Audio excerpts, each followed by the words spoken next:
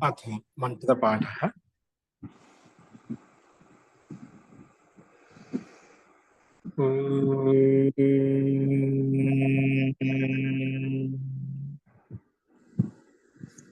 सहनावतु सहनौ भुनक्तु सह वीर्यं करवावहै तेजस्विनावधीतमस्तु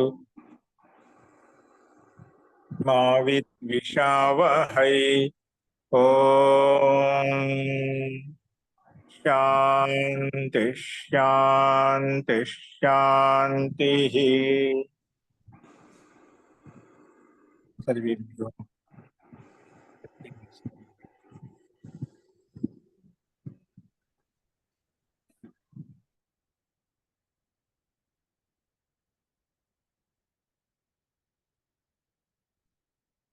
మనము అష్టాధ్యాయ పాఠంలో 6వ అధ్యాయంలో 1వ పాదం చూస్తున్నాము. అందులో సంయంగోహ్ అనే సూత్రం వరకు మనం చూశాము. 9వ సూత్రం వరకు. నేను చెప్పిన పాఠంలో ఎవరికైనా ఇంకా ఏమైనా సందేహాలు ఉన్నాయా?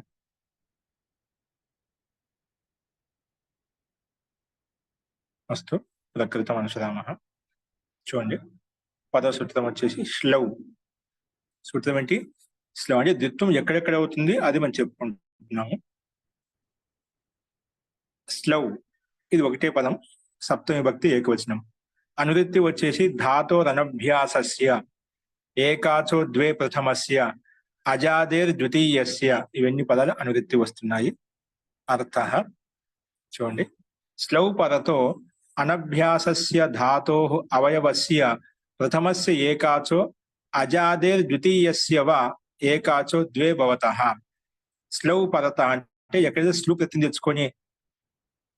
తెచ్చుకుంటాం, అక్కడ స్లు పక్కన తెచ్చుకున్నప్పుడు ఆ దేనికైతే పక్కన ఉంటుందో ఆ ధాతు, అందుకే శ్లౌ పదత. స్లో అనే పక్కన ఉన్నట్లయితే పక్కన ఉన్నప్పుడు ఏముంది? ముందు అనభ్యాసస్య ధాతోః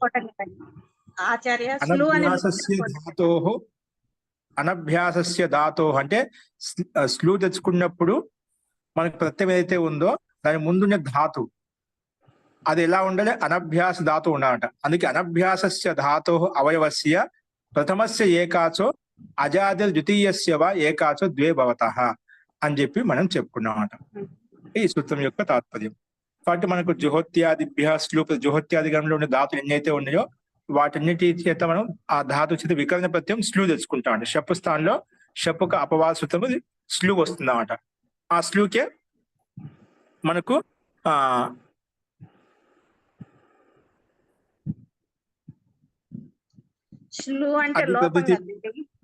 ఏంటండి? చప్పుకి స్లో అన్న పేరుతో లోపం కదా. స్లో అంటే ఇక్కడ మనకు ఒక్క నిమిషం, జుహోత్యాదిభ్య స్లు ప్రకారం స్లు వస్తుంది. ఓకేనా? అంటే షప్పుకి స్లు అన్న పేరుతోటి లోపం చేస్తామండి. ఓకే ఓకే, మనం ఇక్కడ ముందు షప్పు తెచ్చుకుంటాం. షప్పుకి జుహోత్యాదిభ్య అనే సూత్రం స్లు చేస్తాం. స్లు అంటే ఏంటి? దానికి కనిపించకుండా చేస్తాం, కనిపించకుండా చేస్తాం. ఓకేనా? అంటే మనకు షప్ ప్రత్యయం షప్పుకే దానికి షప్పు స్థానంలో ఉంది. దానికి జుహోత్యాదిగణ పఠితేభ్య ధాతుభ్య షపః స్లు భవతి. షప్పుకు స్లు వస్తుంది. ఆ షప్పు స్థానం స్లు వచ్చినప్పుడు ఏమవుతుంది? స్లు అంటే ఏమిటి అన్నప్పుడు ప్రత్యయస్య లుక్కు స్లు లుపః అనే సూత్రం చెప్తున్నాం అంట. ప్రత్యయస్య అదర్శనస్య స్లు సంజ్ఞ భవతి. ప్రత్యయాన్ని అదర్శనం చేయడమే స్లు సంజ్ఞ అంటామంటే స్లు అని చెప్పబడుతుంది. అంటే అట్లాగా స్లు చేసినప్పుడే దానికి లోపం చేసినప్పుడు అంటే కనిపించకుండా చేసినప్పుడు దాని ప్రత్యయ లక్షణ కార్యం ఉంటుంది కాబట్టి దాన్ని నిమిత్తం చేసుకుని స్లౌ పరతః అంటే స్లు చేసిన ప్రత్యయం ఏదైతే ఉందో ఆ ప్రత్యయం పక్కన ఉన్నట్లయితే ముందున్న అనభ్యాస ధాతు ఏదైతే ఉందో దానికి ఆ ధాతు ప్రథమ ఏకాచుకు యుద్ధం వస్తుంది. ఒకవేళ అజయ ధాతు అయితే రెండవ అచ్చుకు దిత్వం వస్తుంది. అందుకే ధాతు అవయవస్య ప్రథమస్య ఏకాచో అజాది ద్వితీయస్య వా ఏకాచో ద్వే భవతః అని చెప్పి మనం ఈ సూత్రం యొక్క అర్థం చెప్పుకున్నాం. ఓకే, అందుకే జుహోతి, బిభేతి, జిహ్రేతి ఈ రకంగా జుహోత్యాది గణంలో ఉండేటువంటి 3 ధాతులు ఇచ్చారు ఇక్కడ. అందులో మొట్టమొదటి ధాతు హూ ధాతు. భూ ధాతువు కాబట్టి భూవాదయో ధాతవ ధాత్సంజ ధాతు అధికారంలోకి వెళ్ళి వర్తమాన లట్ పై లట్ వస్తుంది. హూ లట్ లట్ లక స్థానంలో టిప్ ప్లస్ జీ ప్రకారంగా మనకు లక్ష్యాధికారానికి వెళ్తే టిప్ ప్రత్యయం తెచ్చుకుంటాం. ప్రథమ పురుష ఏకవచనంలో హూ తి. హూ తి. ఇప్పుడు తీకి టిప్కి అనుమతిలో టీ మిగిలింది కదా. ఆ తింగిసిత్ సార్వధాతుకం ప్రకారంగా దీనికి సార్వధాతుక సంజ్ఞ ఉంది. సార్వధాతుక సంజ్ఞ ఉంది కాబట్టి కర్తరి షప్ ప్రకారంగా కర్తరి వాచి సార్వధాతుక పదత ధాతో షప్ ప్రత్యయో భవతి. అందుకే ధాతు చేత మధ్యలో షప్ వికరణ ప్రత్యయం వచ్చిందన్నమాట. హూ షప్ తిప్. ఇప్పుడు ఈ స్థితిలో జుహోత్యాదిగంలో ఉండే ధాతు కాబట్టి హూ వెంటనే జుహోత్యాదిభ్య స్లుహు. జుహోత్యాదిగిన పఠితేభ్య ధాతుభ్య పరత శపః స్లుర్ భవతి. షప్కి స్లు అవుతుంది. జుహోత్యాదిగంలో ధాతు పక్కన షప్ ఉన్నట్లయితే ఆ షప్ స్లు అవుతుంది. స్లు అవుతుంది. స్లు ఏమవుతుంది? స్లు అంటే ఏమిటి? ప్రత్యస్య లుక్ స్లు లుపహ అనే సూత్రం వచ్చేసి స్లు అంటే ఏం లేదు, కనిపించకుండా చేయడాన్ని స్లు అంటాము. అందుకే కనిపించకుండా చేశాం. అటువంటి స్లు చేసేటువంటి ప్రత్యయం ఉన్నట్లయితే లక్షణం, దాని యొక్క లక్షణం ఉన్నట్లయితే అప్పుడు ఇది చేసి వెళ్ళిపోయిందన్నమాట. అప్పుడు మనకి ఏం మిగిలిన హూతి మిగిలిందన్నమాట. ఏమిలే హూతి.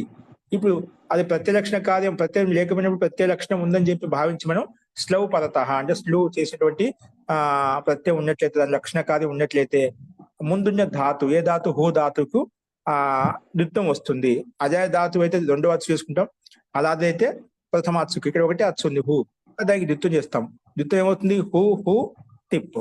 హూ హూ టిప్. స్లవ్ అనే సూత్రం వచ్చి మన ప్రకృతి సూత్రం ఈ సందర్భంలో స్లవ్ పదత ధాతురనభ్యాసస్య అవయవస్య ద్వే భవతః అని చెప్పి ఈ రకంగా ఈ సందర్భంలో మనకు సూత్రం పనిచేస్తున్నాం. అందుకే ద్విత్వం చేసుకుంటాం. ఇది ముఖ్య ఉద్దేశం, ఈ సూత్రం యొక్క ముఖ్య ప్రయోజనం అనమాట. హూ హూ తి ద్విత్వం చేయడం ముఖ్య ప్రయోజనం. ద్విత్వం చేసిన తర్వాత మిగిలిన క్రియాకలాపాలు జరిగిపోతాయి. ద్విత్వం చేసాం కాబట్టి పూర్వాభ్యాస వచ్చేసి అభ్యాసం పెట్టేస్తుంది. అలాది శేష వచ్చేసి అది హల్ శేష మిగులుతుందని చెప్తుంది. కానీ ఇక్కడ ఒకటే హల్ ఉంది కాబట్టి మిగిలినకి ఏమి ఉండదు, ఒకటే ఉంటుంది. హూ హూ తి. తర్వాత వెంటనే అభ్యాస చర్చ ప్రకారంగా హూకి జూ వచ్చేస్తుంది వస్తుంది. హూకి ఇక్కడ ముందు కోహస్ తీసుకుంటామా. అభ్యాస కవర్గస్ చవర్గాదేశ భవతి. చవర్గులు ఏమొస్తుంది? ఇక్కడ మనకు హూ కాబట్టి దానికి చవర్గం జా వస్తుంది, చతుర్థాక్షరం వస్తుంది. ఆ చతుర్థాక్షరానికి మళ్ళీ అభ్యాస చర్చ ప్రకారంగా జస్ వస్తుంది, అంటే సామాన్య జకారం వస్తుంది అన్నమాట. అభ్యాస చర్చ ప్రకారంగా అప్పుడు హా అనేది ముందుగా జా అయిపోయింది, జాకి జూ అయిపోయింది అన్నమాట. అంటే సామాన్య జకారం వచ్చేసింది. అందుకే జూ హూ అనేది జూ అయింది. ఆల్రెడీ హకారాన్ని ఉకారం ఎలా ఉంది అలాగే ఉంది. కేవలం ఇక్కడ మనకు హకారాన్ని జకారం చేసాం. జకారానికి మళ్ళీ అభ్యాస చర్చ ప్రకారం జస్ వచ్చింది కాబట్టి జూ అయిపోయింది, జా అయిపోయింది. అందుకే జూ హూ తి. ఇప్పుడు ఈ స్థితిలో మనకు సార్వధాతుక ఆర్ధధాతుకయో అనే సూత్రం ప్రకారంగా టిప్ ప్రత్యయం పక్కన ఉంటే సార్వధాతుక ప్రత్యయం పక్కన ఉంటే ముందున్నటి ధాతు హూ ధాతు గుణం చేస్తాం. హూకి గుణం చేస్తే ఏమవుతుంది? హో అయిపోతుంది. హూ అనేది హోగా మారిపోతుంది. ఊకి గుణం ఓ అయిపోతుంది. అలాగే జూహో పక్కన తి ఉంది కదా, జూహో తి అనే రూపం మనకు సిద్ధిస్తుంది. ఈ రకంగా మనం రూపాన్ని అర్థం చేసుకోవాలి. అస్తు. అలాగే ఇభి భయ ధాతు. ఏ ధాతు? ఇభి భయ ధాతు చేత కూడా భీ ధాతు కాబట్టి అనుబంధ లోపం చేసుకుంటే భూవాద ధాతు దాత్సింజ, మళ్ళా ఆది యకారం కాబట్టి ఆది ఇంటుడవాహ ప్రకారంగా ఆది యకారంగా ఇత్తి చేశాం. కేవలం భీ మిగిలిందన్నమాట. భీ మిగిలిందంటే ధాతు అధికారానికి వెళ్ళి లక్క స్థానం తిప్పు తెచ్చుకోగానే మళ్ళీ ఇక్కడ షప్ వస్తుంది. ఆ షప్కి జుహోత్యాదిభ్య స్లు ప్రకారంగా స్లు చేస్తామట, అంటే కనిపించకుండా చేస్తాం. అప్పుడు బి టి. ఇప్పుడు ఈ స్థితిలో స్లవ్ అనే సూత్రం వచ్చేసి ఇక్కడ షప్కి స్లు వేసేవాడి స్లవ్ పక్కన ఉంది కాబట్టి వెంటనే ఆ ముందున్న ధాతుకు దిత్వం వస్తుంది అని చెప్పి స్లవ్ పదత ధాతో ద్వే పోతాయి. ఇక్కడ నువ్వు షప్పుకు స్లు చేసావు వెంటనే దాని ముందున్న ధాతుకు దిత్వం అయిపోతుంది. అందుకే ఏమైపోయింది ఇక్కడ బికి దిత్వం తి వెంటనే దిత్వం అయిపోయి వెంటనే మనకు ప్రకృతి సూత్రం వచ్చేసి పూర్వాభ్యాస అనే సూత్రం వచ్చి అభ్యాసం పెట్టేస్తుంది. అభ్యాసం పెట్టగానే అలాది శేషం ప్రకారం అలాది శేషం చేయడానికి ఏం లేదు కాబట్టి హ్రస్వ వస్తుంది. హ్రస్వ అంటే ఒకే దానికి కార్యం ఉంటే వస్తుంది, కార్యం లేకపోతే రాదు. ఇక్కడ అలాది శేషం ఉండేది ఒకటే హల్లు ఉంది కాబట్టి దానికి మళ్ళీ ఆ సూత్రం ప్రయోగించబడదు. కాబట్టి హ్రస్వ వస్తుంది. భీ కదా, అక్కడ అభ్యాసంలో ఉండే దీర్ఘానికి భీకి హ్రస్వ ఈకారం వస్తున్నాం అంట. అప్పుడు భీ తి. ఇక్కడ మళ్ళీ సేమ్ అదే విధంగానే మనకు పొదువు అది సార్వధాతుక ఆర్ధధాతుక ప్రకారం గుణం చేసుకున్నట్లయితే మనకు ఈ కాలం గుణం వస్తుంది, ఏ కాలం వస్తుంది అన్నమాట. అప్పుడు ఏమవుతుంది, బికి గుణము బే అయిపోతుంది. బి భే టి ఏమొస్తుంది, బిభేతి అలా రూపం సిద్ధిస్తున్నమాట. బిభేతి అలాగా రూపం వస్తుంది. అలాగే మనం అర్థం చేసుకోవాలి. బిభేతి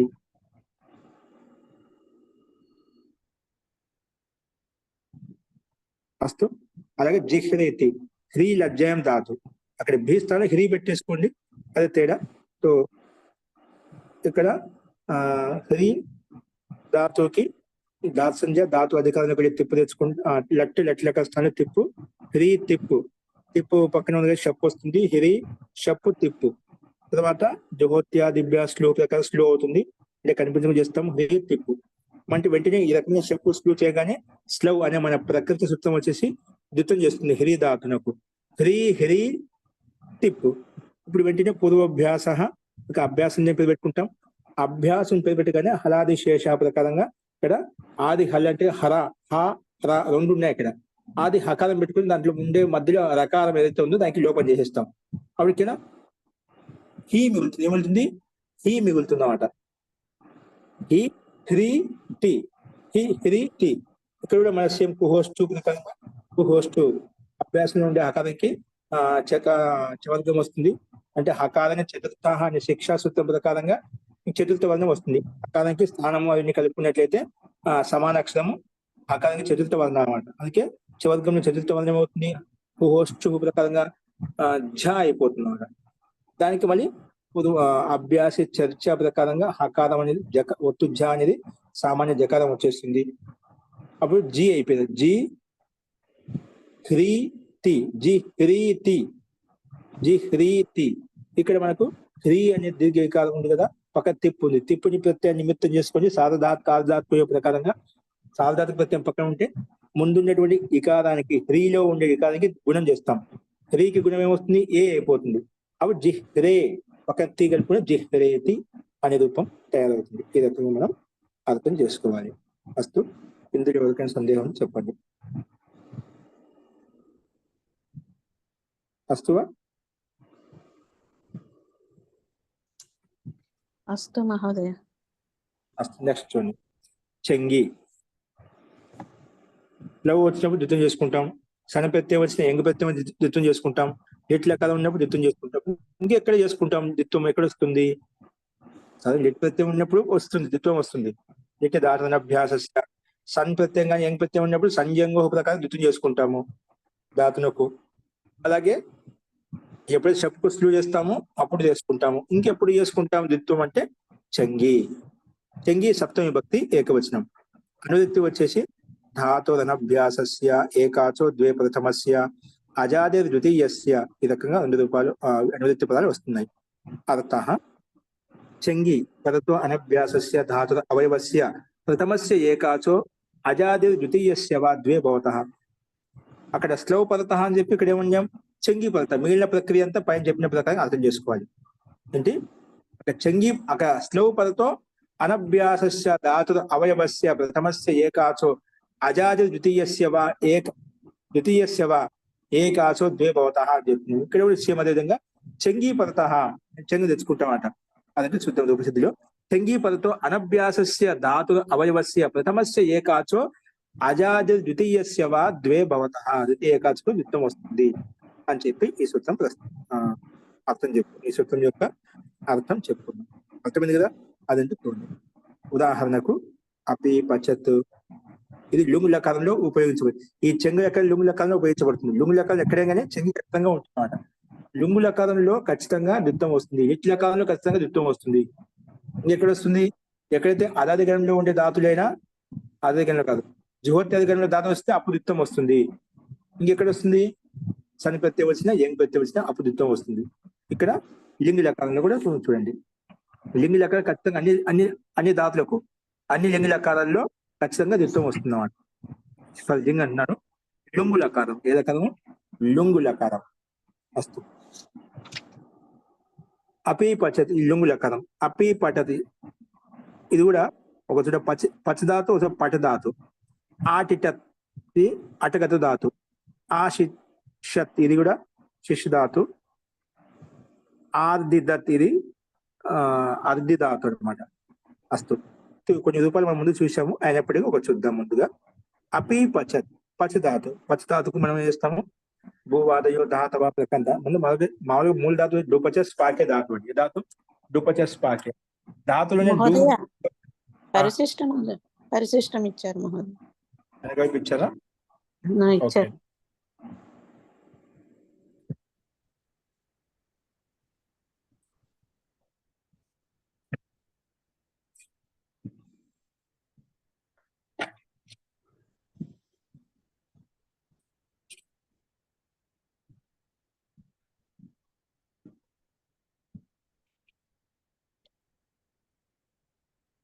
ఓకే, చూడండి ఇక్కడ మనకు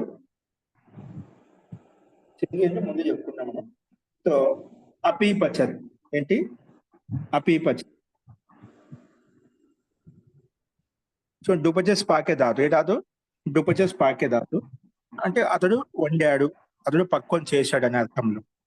డుపచస్ పచి ధాతు కదా, దానికి భూవాదయో ధాతవ ప్రకారం ధాతుని పేరు పెట్టుకుంటాం. ధాతుని పేరు పెట్టుకొని ధాతు అధికారానికి వెళ్ళి మన లుంగ్ లెక్కను తెచ్చుకుంటాం. ఏ సూత్రము? లుంగ్ అనే సూత్రం ప్రకారంగా లుంగు తెచ్చుకుంటాం. సూత్రం ఏంటి? సూత్రం వచ్చి లుంగ్ అనమాట. ఏ సూత్రము? సూత్రము లుంగ. దానికంటే ముందు ఏంటంటే మనం నిచ్చిపెట్టి తెచ్చుకున్నామట. ఓకేనా? ఇక్కడ ఎందుకంటే అతని ద్వారా వండించాడు, అతని ద్వారా పక్వం చేయించాడు అంటున్నామాట. చేయించాడు అర్థంలో హేతు మతిచ్చే ప్రకారం నిచ్చి వస్తున్నామాట. ఎందుక వండించాడు అంటున్నామాట, వండాడు అనే లేదు, వండించాడు అంటున్నామాట. కాబట్టి అలాంటి అర్థంలో అపి పచత్ అన్నప్పుడు హేతు మతిచ్చే ప్రకారంగా ఏమొచ్చింది? హేతు అతని కారణార్థంలో మనకు నిచ్చిపెట్టిని తెచ్చుకుంటాం. అంటే ముందుగా డుపచస్ పాకే ధాతుకి భూవాదయో ధాతవ ప్రకారం దాసింజ, తర్వాత అనుబంధ లోపం ఎలా వస్తుంది? ఆది ఇల్ పుడవ ప్రకారంగా ఆది డూకి లోపం చేసుకుని ఇత్తని పేరు పెట్టుకుంటాము. తర్వాత అంతిమ శకానికి హరంత్యం ప్రకారంగా ఇత్తని పేరు పెట్టుకుంటాము. పచ్చ తకాలంలో ఉండే అకారానికి ఉపదేశ అజనునాసిక ప్రకారంగా అకారం లోపిస్తుంది. అప్పుడు ఏం మిగులుతుంది? పచ్ మిగులుతున్నమాట. ఏం మిగులుతుంది? పచ్ మిగులుతున్నమాట. ఇప్పుడు ఈ స్థితిలో పచ్ కదా, అప్పుడు భూవాదయో ధాతు దాసుని పేరు పెట్టుకున్నాం కాబట్టి ధాతు అధికారానికి వెళ్ళి హేతుమతిచ్చ ఏంటి?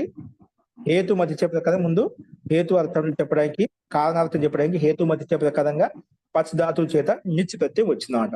పచ్ నిచ్. పచ్ ధాతు ప్రకారంగా పచ్ ధాతు ప్రకరణం తర్వాత నిచ్ ప్రత్యయం వచ్చిందన్నమాట. ఆ నిచ్ ప్రత్యయానికి అనుబంధం లోపం చేస్తాం.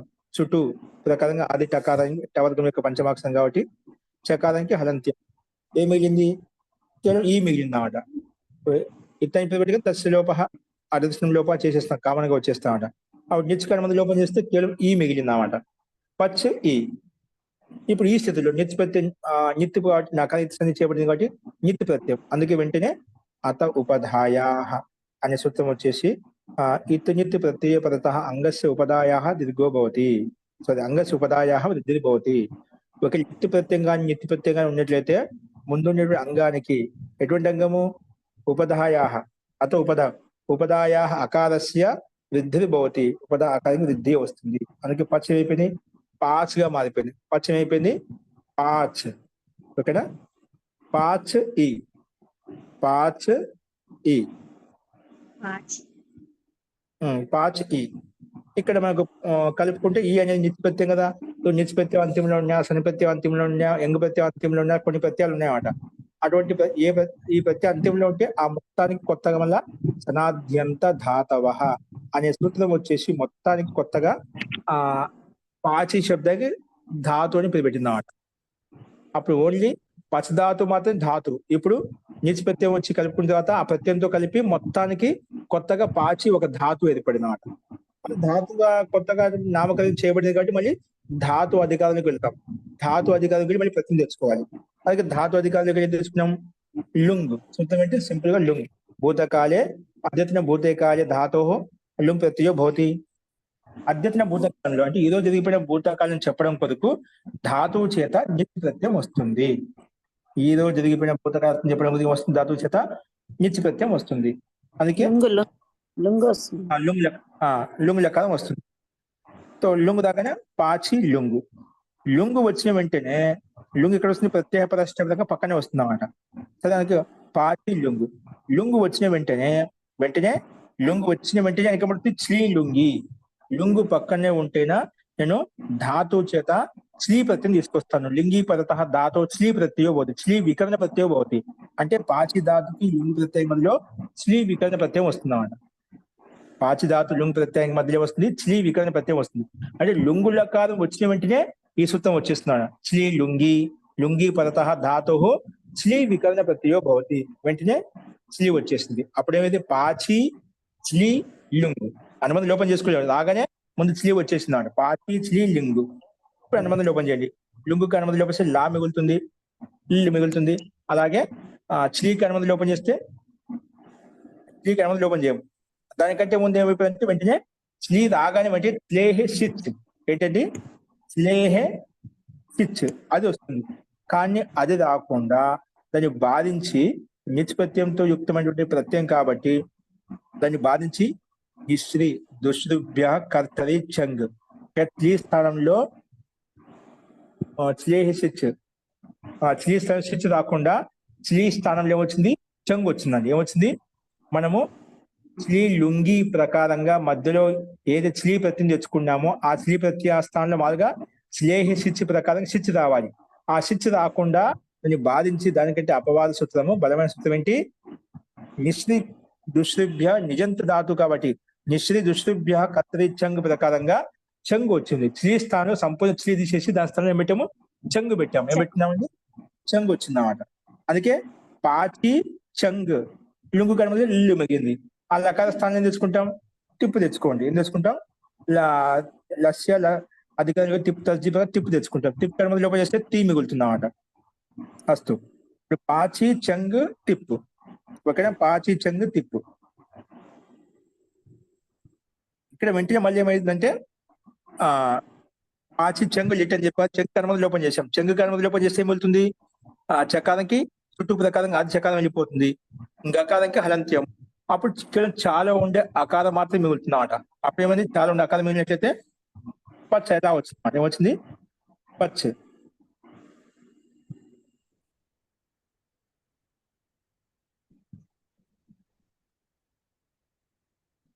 సారీ ఏంటి? చెంగు కర్మది చేస్తే ఏమైంది? ఆ మిగిలిందట. పాచ ఆ. ఇప్పుడు ఈ స్థితిలో పాచ ఇప్పుడు ఈ స్థితిలో చూడండి, మనకు వెంటనే లుంగ్ లంగ్ లింగ్ చూడదాతో తెచ్చేసుకోండి. లుంగ్ లకారం వచ్చిన వీడిని చేసుకోవచ్చు. లుంగి పదత ధాతో అట్టాగం భవతి అని చెప్పేస్తున్నాడు. లుంగ్ లకారాన్ని ఈ సూత్రాన్ని వచ్చేస్తాయి. దానికి నిమిత్తం రావాలి. ఈ లుంగ్ లంగ్ లింగ్ షొడుదాత్త అనే సూత్రం పనిచేయడానికి లుంగ్ లకారం వచ్చి ఉంటే చాలు. అది మనం ముందు చేసేసుకోవచ్చు. ఓకేనా? అది ముందు చేసుకోవచ్చు, తర్వాత లాస్ట్ లో అంతిమంలో చేసుకోవచ్చు. అది మన ఇష్టం. సో ఇక్కడ ఇచ్చారు కాబట్టి చెప్పేస్తున్నాను. లుంగ్ లంగ్ లింగ్ చొడుదాత్త. లుంగ్ లకారం పక్కన ఉంటే ధాతుకు అట్టాగం వస్తుంది. అందుకే పాచి ధాతుకు ముందు అట్టాగం వచ్చింది. అట్ట రాగానే అట్ట కర్మది లోపం చేస్తాం. ఆ మిగులుతుంది అన్నమాట. అప్పుడు ఆ పాచి ఆ టిప్ కనుక ఆ చెప్తున్నాం. ఈ స్థితిలో మళ్ళీ వెంటనే నేదనిటి ఏంటి? నేహ అనిటి అనిడాది అర్ధాతకు ప్రత్యయ పదత. అంటే ఇడాది కాకుండా ఇటు లేటువంటి ఆర్ధధాతు ప్రత్యయం. చెంగు అనేది ఏంటి? ఆర్ధధాతుకు ప్రత్యయం అన్నమాట. ఏ ప్రత్యయము? ఆర్ధధాతుకు ప్రత్యయం. అంటే అనిడాది ఆర్ధధాతుకు ప్రత్యయం పక్కన ఉంటే ముందున్నటువంటి నిష్పత్యానికి లోపం వస్తుందంట. ఏమొస్తుంది? నేర నిట్టి ప్రకారంగా నీ లోపం అవుతుంది. అంటే పక్కన ఇట్టి లేనటువంటి అనిడాది ఆర్ధాతు ప్రత్యయం ఉన్నట్లయితే, అంటే ఇట్టు లేనటువంటి ఇట్టి దాకా అంటే ఇకారం ఇట్టు ప్రత్యయం రానటువంటి ఆర్ధధాతుకు ప్రత్యయం ఆర్ధధాతు ప్రత్యయం ఉన్నట్లయితే దాని ముందున్నటువంటి నిచ్ ప్రత్యయానికి ఇప్పుడు పాచి అనే కదా, పాచిలో ఈ ఏంటి? నిచ్ ప్రత్యయం యొక్క ఇకారం. ఆ నిచ్ ప్రత్యయంకి లోపం వస్తుంది అన్నమాట. ఏమొస్తుంది? నీకి లోపం అవుతుంది. అందుకే పాచిలో ఉండి ఇకారం లోపం అయిపోయింది. అప్పుడు ఏం మిగిలింది? పాచి మిగిలింది అన్నమాట. ఏమైంది? అట్ అట్క ఆ పాచ్ పాచ్ చెంగుక ఆ టిప్ పాచ్ ఆ టిప్. ఇప్పుడు ఈ స్థితిలో మళ్ళీ ఏమైపోయింది? నౌ పరక్ చెంగు పరత. అంటే పాచిలో వికారం లోపం చేశాం కదా, లోపం చేసిన ప్రత్యలక్షణ కార్యం ఉంటుందన్నమాట. పాచిలో ఉండే ఈ కాలం లోపం చేసాం అంటే నవ్వు అంటే నిత్య ప్రత్యయం పక్కన ఉంది, దాని పక్కనే ఉంది చెంగు ఉంది. అలాంటి నిత్య పక్కన ఉన్నటువంటి దాని కూడా పక్కన చెంగు ఉన్నటువంటి ప్రత్యయం ఉన్నట్లయితే నౌ చెంగుపదాయ హ్రస్వ, నవ్వు పక్కన ఉన్నటువంటి తర్వాత దాని పక్కన చెంగు ఉన్నట్లయితే అటువంటి నవ్వు చెంగు పక్కన ఉన్నటువంటి ప్రత్యయం ఉన్నట్లయితే నవ్వు మరియు చెంగు పక్కన ఉన్నటువంటి ప్రత్యయాలు ఉన్నట్లయితే అప్పుడు ముందున్నటువంటి అంగానికి హ్రస్వం వస్తుంది. ఏమొస్తుంది? నవ్వు చెంగుపదాయ హ్రస్వ ప్రకారం ఏమొస్తుంది? ఉపదాకి హ్రస్వం వస్తున్నాం. ఏమొస్తుంది? ఉపదాకి హ్రస్వం వస్తున్నాం అంటే పాచిది పచ్చగా మారిపోతుంది. ఏమవుతుంది? పాచిది పచ్చగా మారిపోతుంది. నౌ చెంగుపదాయ హ్రస్వ, నవ్వు పద చెంగు పక్కన ఉన్నట్లయితే ముందున్న అంగస్య ఉపదాయ హ్రస్వ భవతి. అంగంలో ఉండే ఉపదా అంటే ఆ పాచ కదా, పాచలో ఉపదా ఏమవుతుంది? పాలో ఉండే ఆ ఉపదా అవుతుంది అన్నమాట. దానికి హ్రస్వం వస్తుంది. అప్పుడు ఏమైంది? పచ్చ అయిపోయింది అన్నమాట. ఏమైపోయింది? పచ్చ అయిపోయింది అన్నమాట. ఆ పచ్చ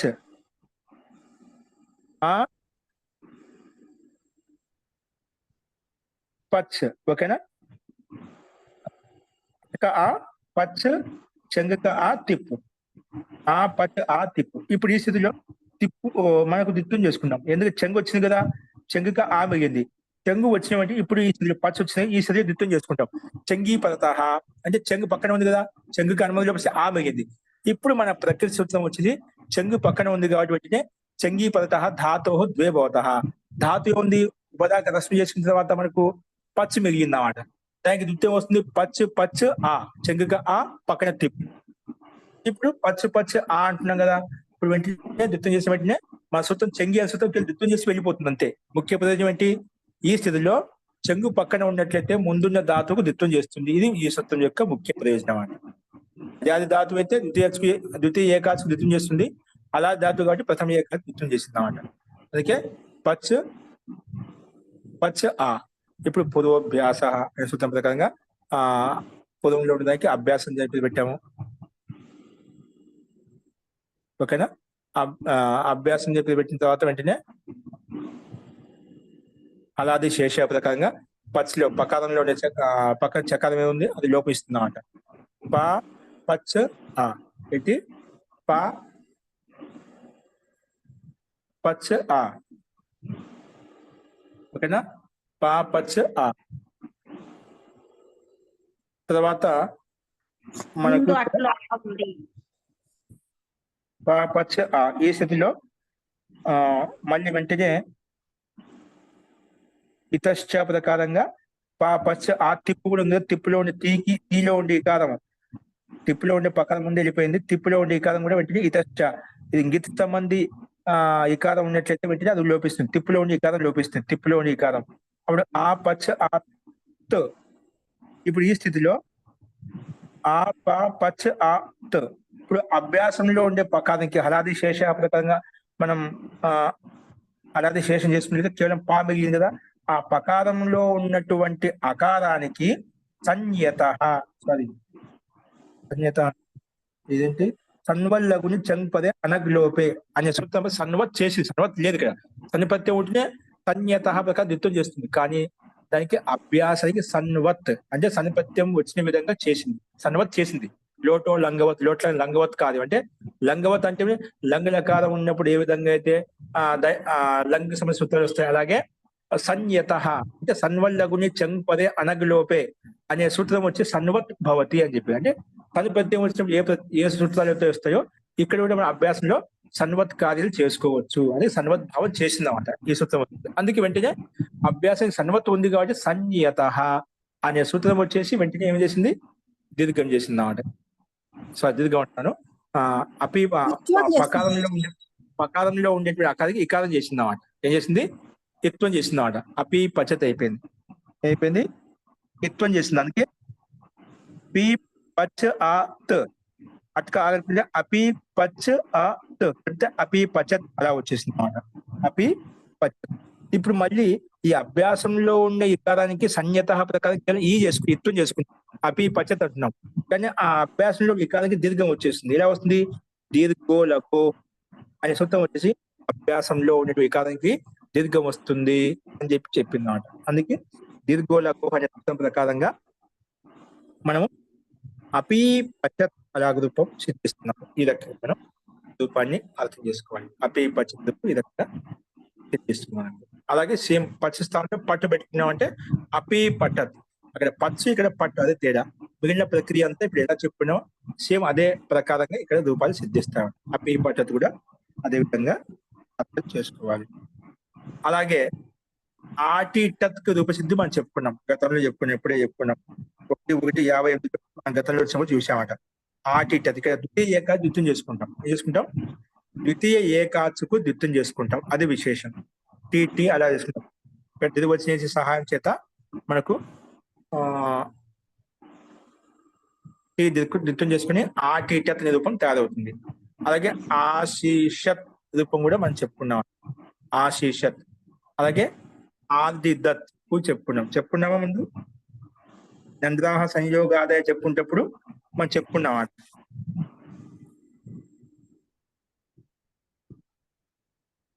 ఆదిదత్తులో మనకు ఆశీషత్ మాత్రం ఇబ్బంది లేదు. అర్ధధాతు చేత ఆదిదత్, అశ్వధాతు చేత ఆశీషత్, అటుధాతు చేత ఆశీషత్. ఇది రూపసిద్ధి మనకు 58లో పూర్తిగా ఇవ్వబడింది, అక్కడే గమనించండి. ఓకేనా? అశ్వధాతుకి అర్ధధాతుకి మనకు వివిధ రూపాలు నందా సంయోగాదాయాలో మనం చూసాము, దాన్ని అర్థం చేసుకోండి. అలాగే మనకేముంది, ఈ రకంగా రూపాలు మనకు అర్థం చేసుకోవాలి. ఇందులో రకాల సందేహం చెప్పండి. కొన్ని రూపాలు చెప్పమంటుందా? ఆటి టత్ రూపసిద్ధి అర్థమవుతుందా? అర్థం చేసుకుంటది కదా?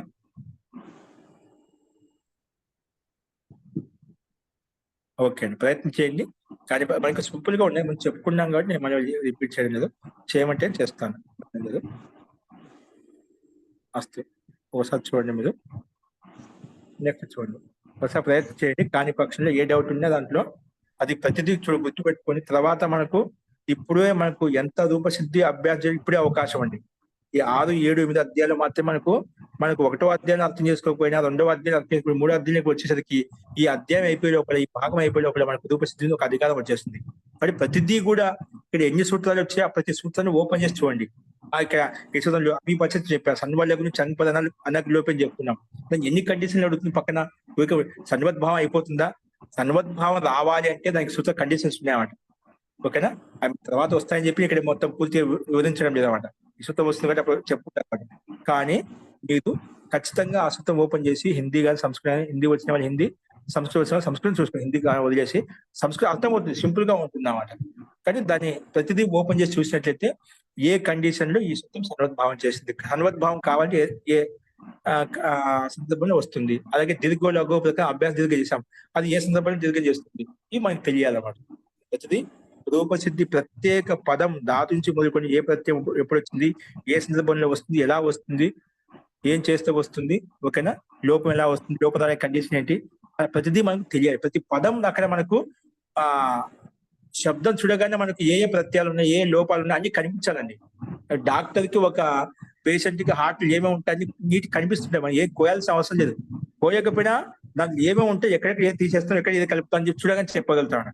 అలాగే ఒక వైయాకరణుడు మనం ఎలా ఉండాలంటే శబ్దం చూడగానే శబ్దంలో ఏ ధాతు, ఏ ప్రత్యయము, దీంట్లో ఏ లోపాలు వచ్చి, ఏ ఆగమాలు వచ్చి, ఏం తీసుకున్నామో, దీర్ఘం ఎలా వచ్చింది, హ్రస్వం ఎలా వచ్చింది, యుత్వం ఎలా వచ్చింది, ఇవన్నీ మనం చూడగానే ఆటోమేటిక్ గా మనకు కనిపించాలన్నమాట.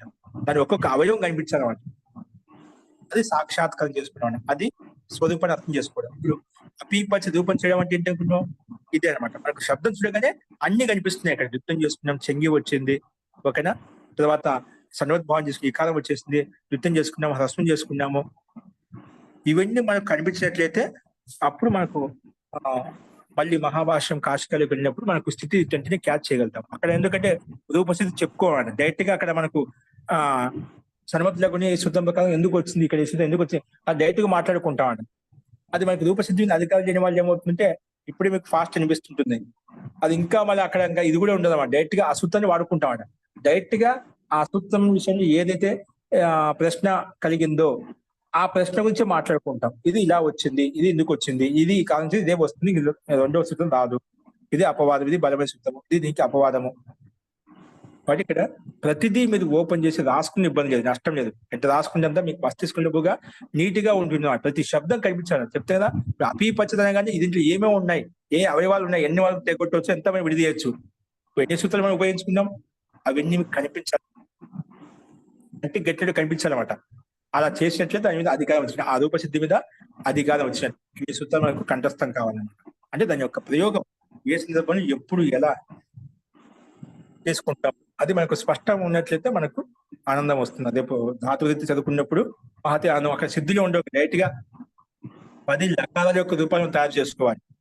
అంటే ప్రతిదీ మీకు కొంచెం లేటిన పదవాలి. ఇక ఈ పాదం ఒకటి ఈ 6వ అధ్యాయము అందులో 10వ పదము రూపసిద్ధులు ఎక్కడ ఎక్కువ ఉంటాయి. తర్వాత మీకు 7వ అధ్యాయంలో వచ్చేసరికి ఇంకా అన్ని సాధంగా వచ్చినట్టు ఉంటాయి కాబట్టి మీకు అవలీలగా వెళ్ళిపోతుంది. ఇప్పుడు మటుకు బాగా ప్రాక్టీస్ చేసుకోండి. మనకి ఎంతసేపు ఇక్కడే ప్రాక్టీస్ చేసుకోండి, తర్వాత ప్రాక్టీస్ చేసుకోవడానికి అవకాశం ఉంది. మరి నీట్ గా ప్రతి ఒక్కరికి అర్థం అవుతుంది, అర్థం కాకుండా ఉండదు. కొంచెం ఓపికతో ధైర్యంగా రాయడం స్టెప్పులు రాసుకోండి. రాసుకున్నా మీకు ఒక సినిమా కనిపించని ఒక కళలా కనిపించాలి. స్పష్టంగా మనకు స్వప్నం చూడాలి, అంటే కళ చూసినట్టు ఉండాలన్నమాట. ఎదుగు కంటికి కనిపించాలన్నమాట. చెప్పే ఒక డాక్టర్కి ఉదాహరణ చెప్పాను కదా, శబ్దం యొక్క ఆపరేషన్ చేయాలి. అది చేసినట్లయితే మనకు ఆనందం కలుగుతున్నాం.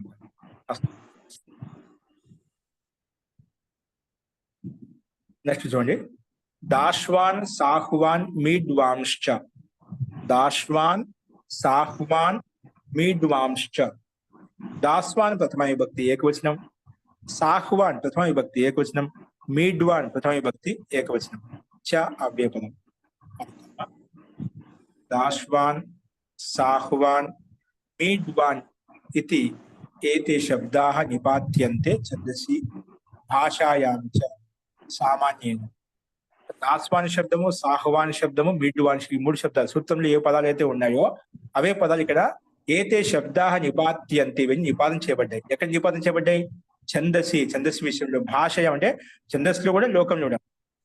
లౌకిక లోకే ఛందసి చ అంటే భాష అంటే లౌకికంలో కూడా, అంటే సామాన్యంగా కూడా ఛందస్సులో కూడా ఇది కూడా నిపాతనం చేయబడ్డాయి. అంటే డైరెక్ట్ గా ఎక్కడ ఏది కావాలో ఏది తెచ్చుకోవాలో దాని ప్రకారం మనం తయారు చేసుకున్నాం. ఓకే, ఛందసి విషయంలో భాషాయం చ సామాన్యన, భాష సామాన్య లౌకికంలో కూడా ఈ రూపాలు మనకు సిద్ధించబడ్డాయి. ఎలా సిద్ధించబడ్డాయి కింద ఇచ్చారు. దాస్వానితి ఎలా వచ్చింది? దాశ్రుదానే. ఏ ధాతు అంట? దాశ్రుదానే. ఇది ఏతస్మాత్ ధాతు, అంటే దాశ్రు ధాతు చేత ఇది ఏతస్మాత్ ధాతు కొసు ప్రత్యయో భవతి. ఏ ప్రత్యయం వచ్చింది? కొసు ప్రత్యయం వచ్చిందా? దాశ్రు ధాతుకు పక్కన వచ్చింది కొసు ప్రత్యయం వచ్చింది. ధాతు పంచమి విభక్తి. ఇక్కడ ధాతు అంటే షష్ఠీ విభక్తి ఉంది, ధాతు పంచమి విభక్తి ఉంది. సందర్భాన్ని బట్టి ఇక్కడ ప్రత్యయం అంటే ప్రత్యయ పదశ్చ పక్కనే వస్తుందన్నమాట. ఒక షష్ఠీ విభక్తి స్థానంలో వస్తుందన్నమాట. సందర్భాన్ని బట్టి అర్థం చేసుకోవాలి. నాకు ఇత్యేతస్మాత్ ఇక్కడ ఎందుకంటే ఈ విశేషం ఇత్యేతస్మాత్ ధాతు అన్నమాట. ఇలాంటి ధాతు పక్కన కొసు ప్రత్యయో భవతి. అలాగే అతిథి వచనం అనిత్వం చ నిపాత్యతి. అలాగే కొసు ప్రత్యయం వచ్చిన తర్వాత ఇక్కడ ద్వివచనం కూడా వస్తుందన్నమాట. వస్తుంది ద్విత్వం వస్తుందన్నమాట. ద్విత్వం వస్తుంటే ఈ సూత్రం చేసింది ఆ ద్వివచనం అనిత్వం చ, అనిత్వం చ అంటే ఇటు ప్రత్యేకం నిపాతం చేసింది అన్నమాట. అంటే ఇటు రాకుండా చేసింది, ద్విత్వం రాకుండా చేసినాడు. ఇది నిపాతం ద్వారా. అంటే నిపాతనం చేత మనం ద్విత్వం కావాలి ద్విత్వం చేసుకుంటాం, ద్విత్వం వద్దనుకుంటాం, ఎలా కావాలంటే రూపసిద్ధి అలా చేసుకుంటాం అంట. ఇదేం చేసింది? ద్విత్వం వద్దని చెప్పింది, అది వచనం ప్రాప్తం అవుతుంది, ఇది వద్దని చెప్పింది. ఇటు ప్రాప్తం అనిత్వం ఇటు కూడా వద్దు అని చెప్పి నిషేధించింది అన్నమాట. అందుకే ఆ ద్వివచనం అనిత్వం చ నిపాత్యేతే చేయబడతాయి, నిపాత్యేతే అని చెప్పి ఈ రకంగా ఉదాహరణలు ఇక్కడ మనకు కనిపిస్తున్నాడు. నిపాత్యేతే.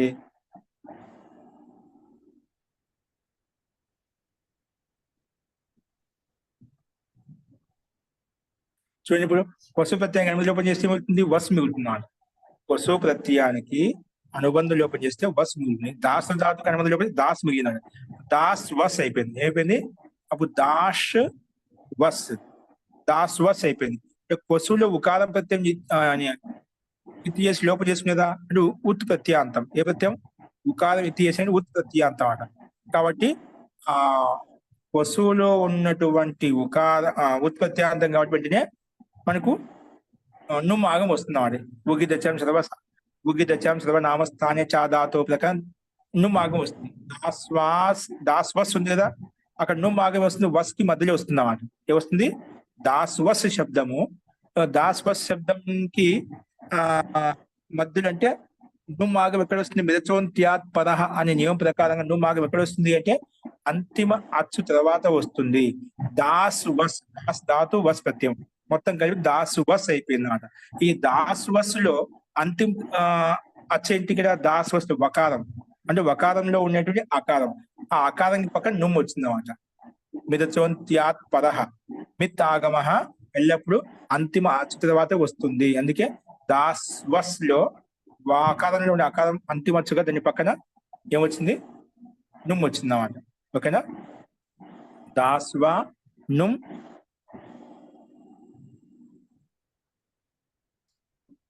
నుమ్స్ అయిపోయింది. నుమ్ కర్మలోకి వస్తే ఇన్ను మిగిలినమాట. నుమ్ కర్మలోకి చేస్తే ఇన్ను మిగిలినమాట. అందుకే దాస్ వన్స్ అయిపోయింది. ఏమైపోయింది? దాస్ వన్స్. ఇప్పుడు అంతిమ సకారానికి మనం సూ తెచ్చుకుంటాము. సూ తెచ్చుకున్న తర్వాత దిక్తమాల ప్రకారంగా సూ లోపిస్తుంది. తర్వాత అంతిమ సకారానికి సంయోగాంతస్య లోప ప్రకారంగా దాస్ వన్స్ లో అంతిమ సకారం వెళ్ళిపోతుంది. అప్పుడు కలిపితే దాస్ వాన్ అయిపోతుంది అన్నమాట. ఇంకోటి ఉపదాయ దీర్ఘం వస్తుంది. ఏంటి ఉపదాయ దీర్ఘం? సర్వనామస్థాన చాసం బుద్ధో ప్రకారంగా దాస్ వన్సే వచ్చింది, దాస్ వాన్ కావాలి. అందుకే నుమ్ వచ్చిన తర్వాత నాంత సంగస్ ఉపదాయ దీర్ఘోభవతి అని చెప్పి సర్వనామస్థాన చాసం బుద్ధో ప్రకారంగా దీర్ఘం చేసుకుని దాస్ వాన్ అలా వస్తుంది. పశు ప్రత్యయం వచ్చిన రూపస్థితి ఈ రకంగా వస్తుంది. ఇవన్నీ ముందు చెప్పుకున్నాం. కాబట్టి నిమిత్తం ప్రత్యయ ప్రాప్తి లేదు కానీ ఈ నిపాతం ద్వారా మనం చేసుకున్నాం. ఇక్కడ మనకు దిత్వము జరగలేదు, ఇటు కూడా రాలేదు అన్నమాట. ఓకేనా? అంటే వస్తు వలాధిపత్యం కాబట్టి ఇట్టాగం వస్తుంది అన్నమాట. అలాగే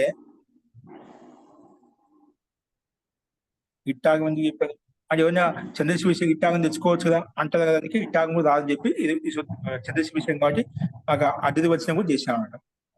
ఇట్టాగం కూడా నిషేధించాం. అందుకే మనకు దాస్వాన్ రూపం తయారైంది. దాస్వాంసో దాశుష సుతం, ఇది ఋగ్వేద మంత్రంలో ఎక్కడ వచ్చిందంటే అది ఇక్కడ చూపించారు. దాస్వాంస వచ్చింది మనకి. ఇప్పుడు దాస్వాంసో దాశుష సుతం, ఇది మంత్రంలో ఎక్కడ వచ్చిందో అది చూపించారు వేదంలో. నెక్స్ట్ సాహ్వాన్ ఇది సాహ్వాన్ ఎలా తయారైంది? సూత్రంలో ఉండేది షహ మత్స్య ధాతు. ఏ ధాతు? షహ మత్స్య ధాతు చేత ఇక్కడ కోశప్రత్యయం తెచ్చుకున్నాము. పరస్మై పదం అదిరు వచనం అనిట్ త్వం ఇక్కడ అది పరస్మ పదంలో వస్తుందంట. ఏమొస్తుంది? పరస్మ పదం అడిది వచనం, పరస్మ పదం వస్తుంది, ప్రత్యయం వస్తుంది. దివచనం కాదు, ద్విత్వం కాదు, అడిది వచనం అని చెప్పాం. అదిది వచనం అనిట్వం ఇటు రాకుండా చేస్తుంది అన్నమాట. ఇవి నిపాతం ద్వారా చేశాం. అలా ఇంకేం చేశాం? ధాతోః ఉపధాయాః, ధాతోరుపధా దీర్ఘత్వం. ఆ ధాతువులో ఉండే ఉపదాకి వస్తుంది, దీర్ఘం వస్తుందట. ధాతు ఉపదా దీర్ఘత్వం చ, ధాతు ఉపదా దీర్ఘత్వం చ, ధాతు ఉపదా ధాతుల ఉపదా దీర్ఘం వస్తుంది. దీర్ఘత్వం నిపాతి అంటే ఇవి నిపాతం చేయబడతాయి. ఓకేనా? ఏం చేసుకున్నాం మనం? ఒకటేమో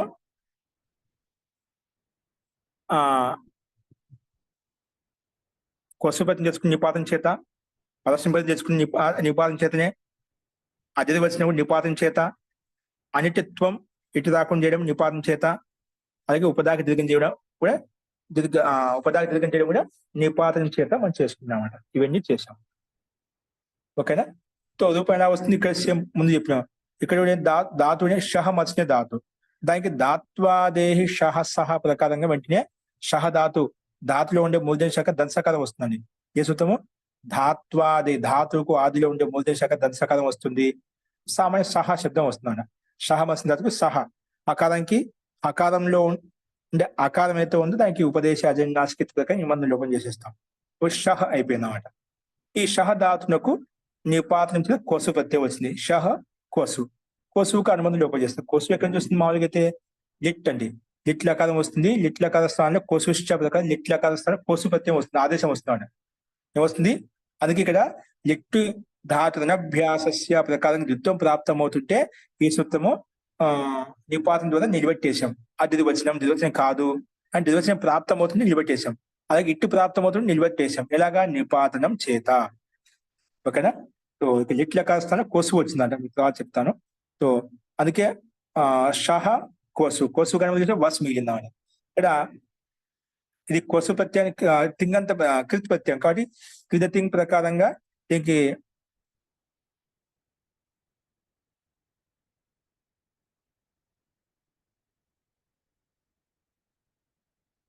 క్రిత్ సంధ్య ఉంది కాబట్టి క్రిత తింగ్ ప్రకారం క్రిత్ సంధ్య ఉంది కాబట్టి క్రిత్ తది సమాసాశ్చ ప్రకారం మొత్తానికి ప్రాతిప సంధ్య వస్తుందన్నమాట. ఏమొస్తుంది? ప్రాతిప సంధ్య వస్తుందన్న. ఇక్కడ ఏంటి మనకు సహవస్ అయిపోయిందన్నమాట. ఏమైపోయింది? సహవస్. ఓకేనా? సహవస్. ఇప్పుడు ఈ స్థితిలో దిత్తం చేసుకోలేదు, ఇట్టుకు చేసుకోలేదు. ఇంకో చేస్తే ధాతు ఉపదాకి చేసుకున్నాం. సహవస్ అనేది ధాతు అంటే షహ ధాతు. దానికి ఉపదాకి తిరిగి చేస్తే సాహవస్ అయిపోయింది. ఏమైపోయింది? సాహవస్ అయిపోయింది అన్నమాట. సాహవస్. సాహవస్. ఇప్పుడు ఈ స్థితిలో మనకు వెంటనే తెచ్చుకుంటాము. ముందు చెప్పిన ప్రకారంగా దానికి దిత్తం చేసుకుంటాం. ఏం చేసుకుంటాం? సాహవస్ ఏంటి మనకు సాహవస్ తెచ్చుకున్నాం. సూకి స్థానం తీసుకుంటాం. ఇక్కడ నుమాగం సాహవాన్ కదా, ఇక్కడ నుమాగం వస్తుంది అన్నమాట. ఏమొస్తుంది? నుమాగం వస్తుంది. ఉగి దశం సర్వనామస్థాన చాదాతో ప్రకారంగా నుమాగం వస్తుంది అన్నమాట. నుమ్ము రాగానే నుమ్ము కనుమలు లోపం చేస్తుంది. సాహవస్ లో వస్ కి మధ్యలో వచ్చింది. సాహ వన్స్ అయిపోయింది. నుమ్ము కనుమలు లోపం చేసి నకారం పొల్లు మిగిలింది అన్నమాట. సాహ వన్స్. ఇక్కడ మళ్ళీ ముందుగా చెప్పిన ప్రకారంగా సకార లోపము ముందుగా సాహవన్స్ సా హలంతాంగి పక్కన ఉండే సూకి హలింగ్యాది లోపం చేసుకుంటాం. హలింగ్యాపై దీర్ఘ సుతిస్సు ప్రిక్తం అనే ప్రకారంగా సులోపిస్తుంది. సంయోగాంత సులోప ప్రకారంగా సాహవన్స్ సకాలం లోపిస్తుంది. సంయోగాంతం లోప ప్రకారంగా అప్పుడు సాహవాన్ అయిపోయింది. సాహవాన్ అయిపోయింది. సాహవాన్ కలిపితేనా సాహ హలంతం కదా, ఉపదాకి ముందే తిరిగి చేసుకుంటాం. సాహవాన్ అలాగా రూపం సిద్ధిస్తుంది.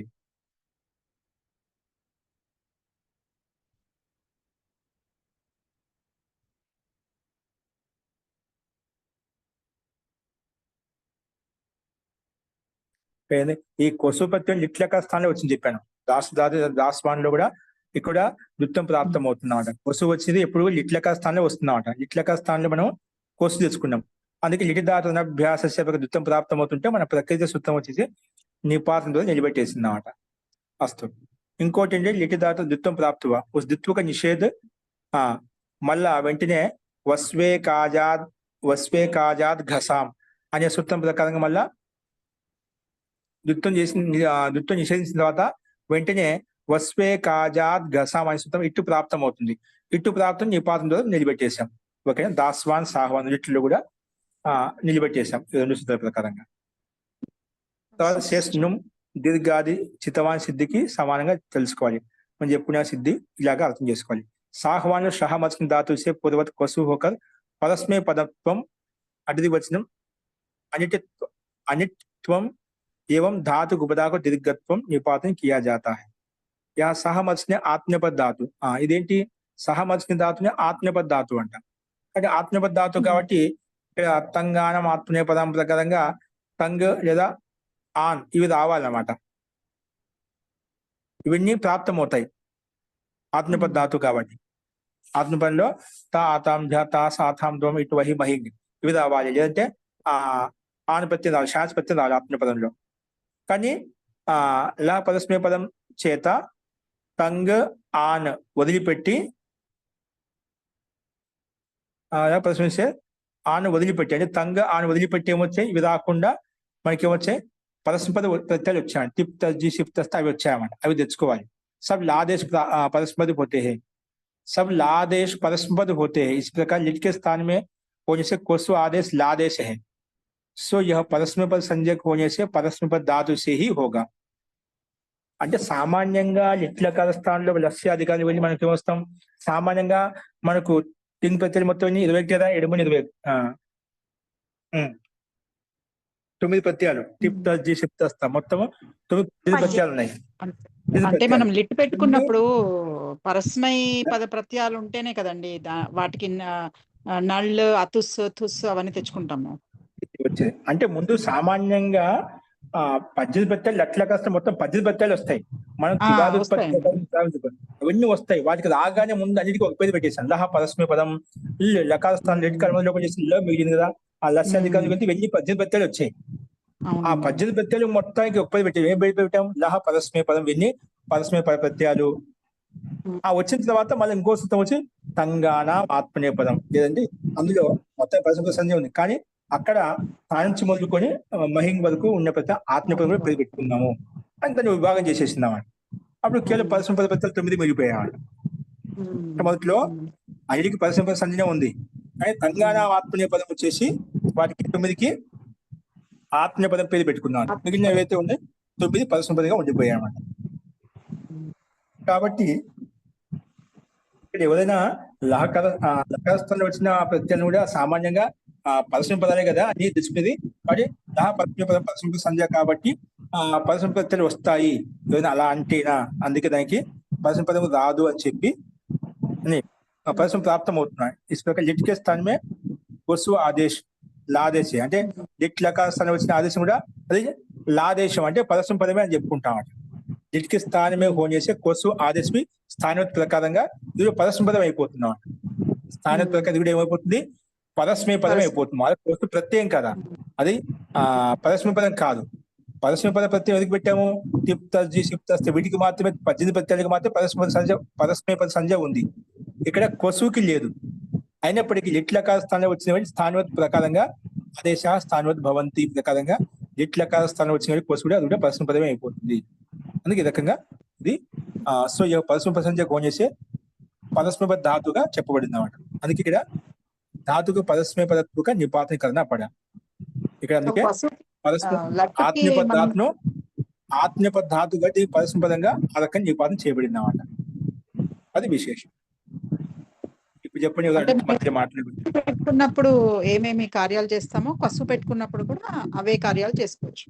అవి చేసుకుంటాం. కసుశ్చ అనే సూత్రం చేత మనం కసు తెచ్చుకుంటాం. ఓకే, అది ఈ లాభం కలిగింది మనకు. ఓకే, నెక్స్ట్ వచ్చేసి మీడ్వాన్ స్తోకాయ. మీడ్వాన్ శబ్దం అయింది. మీడ్వాన్ ఇది మిహ సేచన ధాతు. ధాతు కొసు ప్రత్యయం, కొసు ప్రత్యయం వచ్చింది. ఇది కూడా అధివచనం అనిత్వం. ద్వివచనం ప్రాప్తం అని నిషేధించాం, ఇటు ప్రాప్తం అని నిషేధించాం. ధాతు ఉపదా దీర్ఘత్వం, అలాగే ధాతు ఉపదా దీర్ఘం చేసుకున్నాం పైన చెప్పిన ప్రకారంగా. అలాగే ఇంకోటి ఏం చేసే కదా దత్వం చ నిపాత్యంతే. అలాగే దీంతో పాటు ముఖ్యంగా దత్వము చేసుకున్నామంట. ఆ రకంగా మీడ్వాన్ అనే రూపం తయారవుతుంది. మిహ ధాతు చేత మీడ్వాన్ రూపం తయారవుతుంది. ఈ రకంగా వసుపత్ని తెచ్చుకుంటాం, ద్వివచనం నిషేధిస్తాము, నిషేధిస్తాము, ధాతువులో ఉండే ఉపదాకి దీర్ఘం చేసుకుంటాం, అలాగే దత్వంకు చేసుకుంటాం. ఇవి నిపాతం ద్వారా వస్తాయి. అది మీడ్వాన్ స్తోకాయ తనయాయ మృదయ, ఇది ఋగ్వేదం యొక్క మంత్రం. మీడ్వాన్ స్తోకాయ తనయాయ మృదయ. ఇక్కడ మనకు మీడ్వాన్ స్తోకాయ, మీడ్వాన్స్ ఇక్కడ వచ్చిన పదం అది ఇక్కడ చూపించబడింది. ఇది ఎలా తయారైందంటే మిడ్వాన్ లో మిహ చేసిన ధాతు కూడా కొసుపత్ని తెచ్చుకుంటాం. ద్వివచనం లిటి స్థానంలో వచ్చింది కాబట్టి లిటి ధాతు అభ్యాస ద్వితం ప్రాప్తం అవుతుంటే నిపాతం చేత వద్దని చెప్పాము. ఇటు ప్రాప్తం అవుతుంటే ఇటు కూడా వస్పే కాజాద్ ఘసాం ప్రకారం కూడా ఇది సూత్రం ప్రకారంగా ఇటు ప్రాప్తం నిషేధించాము. కాబట్టి తర్వాత నిషేధించిన తర్వాత మిహ కొసు, కొసు కనుమలు చేసే వస్ మిగిలింది. మిహ వస్ మొత్తం కలిసి మిహ వస్ అయిపోయింది. ఇక్కడ వస్తు అనే ప్రత్యయం కాబట్టి దాని ముందు ధాతు ఏంటి? మిహ ధాతు. ఉపదా ఏంటి?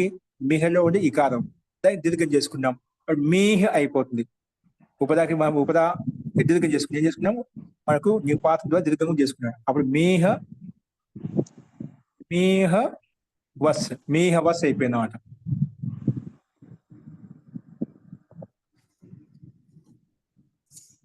మీహవస్ అయిపోయింది అన్నమాట. ఓకేనా? ఇప్పుడు ఈ స్థితిలో దత్వంగు చేసుకున్నాం. నిపాతం ఏం చేసుకున్నాము? దత్వంగు చేసుకున్నామట. అంటే మిహ ధాతుదా ఆ హకానికి దకారం వచ్చిందన్నమాట. అప్పుడు డకా వచ్చిన మిడ్ అయిపోయిందన్నమాట. ఇప్పుడు ఎందుకంటే హకారం చతుర్థ ప్రకారంగా హకారానికి సమాన వర్ణం డకారం అనమాట. అందుకే నిపాతం ద్వారా డా తెచ్చుకున్నామట. మిడ్ అయిపోయింది. మిడ్ వస్ కలిపితే మిడ్ వస్ అయిపోయింది. తర్వాత మిడ్ వస్ అయిపోయిన తర్వాత సూత్ర నిర్దిష్ట ప్రకృతి ఉదాహరణమే మిడ్ వస్ సంబుద్ధ్యంత పదు కాబట్టి సు తెచ్చుకుంటాము. సు తెచ్చుకున్న తర్వాత వెంటనే నుమాగం వస్తుంది. నుమాగం వచ్చిన వెంటనే ఇక్కడ మిడ్ వాన్స్ కదా, మిడ్ ఇక్కడ మిడ్ వన్ వచ్చింది. మిడ్ బస్ కి సంబుద్ధ్యంత పదు కాబట్టి మిడ్ బస్ ఆ సకారానికి మతు వసో రు సంబుద్ధౌ ఛందసి ప్రకారంగా ఇక్కడ మిడ్ బస్ నాకు ముందు నకారం వచ్చింది. ఎలా వచ్చింది నకారము? మతు వసో సంబుద్ధోసే నాకు రూ హోకర్ మిడ్ వర్ అయిపోయింది అన్నమాట. మిడ్వహ తథా ఉస్ విసర్జీకు పునః తోకాయ పదే అయితే విసర్జీ సకాలం వచ్చింది. అటు మిడ్ వస్ అయిపోయింది అన్నమాట. మిడ్ వస్ తోకాయ, మనకు మిడ్ వాస్ కాదు కదా, మిడ్ వస్ తయారు చేయాలండి. సో మిడ్ వాన్స్ కదా, మిడ్ వస్ వచ్చింది. ఇప్పుడు సంబుద్ధ్యంత పదం కాబట్టి సంబుద్ధ్యంత పదం సంబోధన మనకు మిడ్ వస్ ఇక్కడ వస్సులో ఉండే సకాలం నకారం తెచ్చుకో. సంబుద్ధి నకారం ఎలా వస్తుంది సూత్రం గుర్తుందా? ఇక్కడ అంతిమ సకాలం నకారం వస్తుందండి. మిడ్ వన్ అయిపోయింది. ఇప్పుడు ఈ స్థితిలో పక్కన మిడ్ వన్ అయిపోయింది అన్నమాట. ఇప్పుడు మతు వసోరు సంబుద్ధవు ఛందసి అనే సూత్రం వచ్చేసి మళ్ళీ వసువు పక్కన ఉండే నకారానికి ఏం చేసింది? రూ చేసింది అన్నమాట. అప్పుడు మిడ్ వర్ అయిపోయింది. రూ ఉంది. ఈ స్థితిలో పక్కన పదం ఏంటి? నెక్స్ట్ పదము తోకాయ శబ్దం ఉన్నమాట. మిడ్ వర్ కదా, అదే పైకి షషజోరు ప్రకారంగా కాదు, కలవసాని విసర్జనీయ ప్రకారంగా విసర్గం వచ్చేస్తున్నాను. మిడ్ బహ అయిపోయినాడు. ఇప్పుడు మిడ్ బహ శబ్దానికి పక్కనే ఉంది, తథా విసర్జనీయకు తోకాయ శబ్దం పక్కనే ఉంది కాబట్టి ఆ విసర్గం ఏమైపోయిందంటే విసర్జనీయస్య సహా అంటే ఇక్కడ మళ్ళీ కరి ప్రత్యయం పక్కన ఉంటే విసర్గానికి సకాలం వచ్చేస్తుంది. అలాగే మిడ్ బస్ అయిపోయిందన్నమాట. మళ్ళీ ఇంకా తోకాయ శబ్దం ఎలా ఉందో మిడ్ బస్ తోకాయ. దాస్వాన్ దాస్వాంస, దాస్వాన్స్ జస్ వచ్చింది, బహువచనం దాస్వాంస, దాస్వాన్స్ జస్ కాదు మొదలు వస్తే అస్ మిగిలింది. దాస్వాన్ సహ, దాస్వాం సహ నకానికి అనుస్వారం అయిపోయింది అన్నమాట. నష్ట పదాంత జలి ప్రకారం మౌనుస్వార ప్రకారంగా అనుస్వారం దాస్వాం సహ. ఇది బహువచనాంత రూపం. దాస్వాన్ దాస్వాంసౌ దాస్వాంస కింద ఒక రూపం కూడా అది కూడా చూపించబడింది అన్నమాట. ఓకేనా? ఈ రకంగా మనకు ఈ రూపాలు అర్థం చేసుకోవాలి. అస్తం మిడ్ వాంస రూపం తయారైంది కదా, అది సకాలం నకారం చేసే మనకు గచ్చత్తుకు గచ్చని ఎలా వస్తుందో అలాగా తకారం నకారం వస్తుందండి. అది కొంచెం సూత్రం చూడాలి. ఆ సూత్రం చెప్పుకుందాం. నకారానికి మన సకాలం వచ్చింది సూత్రం ప్రకారంగా. ఇదొక మిడ్ వస్ మిడ్ వహ తోక శబ్దం ఉంది కాబట్టి మిడ్ వస్ తోకాయ రూపం తయారైంది. ఈ రకంగా ద్విత్వ ప్రకరణం మనకి ఇక్కడ సమాప్తం అవుతుంది. ఏ ప్రకరణం? ద్విత్వ ప్రకరణము ఇక్కడ పరిసమాప్తం అవుతుంది అన్నమాట. అస్తు ఇందులో ప్రకరణ సందేహం అంటే ఇప్పుడు చెప్పండి, లేదంటే మీరు ఒకసారి మళ్ళీ చూడండి. ఖచ్చితంగా వీటిని బాగా అర్థం చేసుకోండి. ప్రతిదీ కూడా మనకు ఒకటి రీజనబుల్ గా ఒక కారణబద్ధంగా ఉంటుంది. ఎట్లా పడితే అట్లా తెచ్చుకోవడానికి లేదు మనకు. అది ప్రతిదీ మనకు ఇలా దీంట్లో మనం ఎంత ప్రయత్నం చేస్తే అంత మంచిదండి. గుర్తుపెట్టుకోండి. ఇది మనకు కేవలము మనకు ఏదో రూపం నేర్చుకోవడం కాదు, మన శారీరక భౌతిక క్షమత మీద ఇది ప్రభావం పడుతున్నామంట, మన బుద్ధి మీద ప్రభావం పడుతున్నామంట. అంత సూక్ష్మంగా అంటే ప్రతి విషయం ఎలా ఆలోచించాలి, ఇలాగా మన జీవన వ్యవహారం మీద కూడా ఇది ప్రభావం పడుతున్నామంట. ఎలా ఉండాలి, ఏ విధంగా ఉండాలి, ఏ విధంగా ఆలోచించాలి, ఏ రకంగా మనం ఉండాలి అనే విషయంలో మన ముఖ్యంగా అందుకే ఈ విషయాన్ని ఈ వ్యాకరణాన్ని పిల్లలు ఎవరు ఏ క్షేత్రంలో ఉన్నప్పటికీ కూడా ఇంజనీరింగ్ చదువుకు డాక్టర్ చదువుకుని వ్యాకరణం మరి ఖచ్చితంగా మహర్షి పాణినికి ఉద్దేశం అంటే ఖచ్చితంగా చదువుకోవాలి. అదే కానీ ఇంకా పూర్వకంగా ఉన్న వాళ్ళకు ఇంకా కుశలంగా కుషాగ్ర అంటే ఆలోచన ఇంకా సూక్ష్మంగా తీసుకెళ్తున్నాం. కాబట్టి దీన్ని విశేషంగా ప్రయత్నం చేయండి. అలాగే నేర్చుకోవడానికి ప్రతిదీ ఎలా వచ్చింది, ఏ విధంగా వచ్చింది బాగా అర్థం చేసుకుంటాం. పుస్తకం పెట్టుకుని ప్రతిదీ ఓపెన్ చేసి చూడండి. ప్రయత్నం చేసినట్లే సహజంగా అర్థమవుతుంది. బాగా ప్లస్ పాయింట్ అండి. బాగా కింద ఇవ్వబడింది అన్నమాట. ప్రతిదీ మీ వెతకాల్సిన అవసరం లేదు.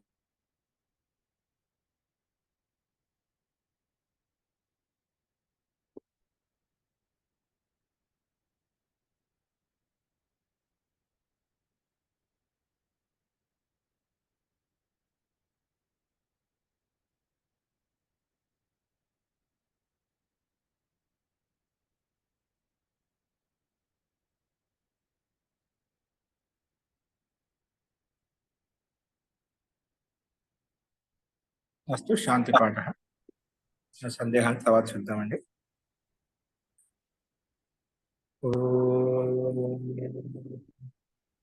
సర్వే భవంతు సుఖినః. सर्वे सन्तु निरामयाः, सर्वे भद्राणि पश्यन्तु, मा कश्चित् दुःखभाग् भवेत्। ॐ शान्तिः शान्तिः शान्तिः। सर्वेभ्यो नमः। అందరికీ నమస్కారం. నమస్తే మహోదయ. నమస్కారం.